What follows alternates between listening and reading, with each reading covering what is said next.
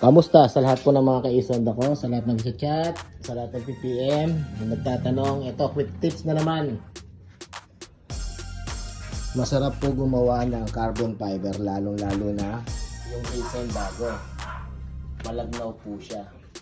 Dahil sa malagnaw siya, mas maganda po siya gamitin sa mga cloth at sa forged carbon sa mga first coating. Gawa kasi nang nanunuot yung resin na bagong gawa doon sa pinakailalim. At kung sakali naman may mga sobra na kayo, katulad ng mga ganito na malapot na po siya, huwag nyo na po siyang gamitin kasi masisira lang po siya at ang pangit po ng pahid niya, hindi katulad po ng malagnaw. At dun nga pala sa mga gumamit po ng mga R10103, ha?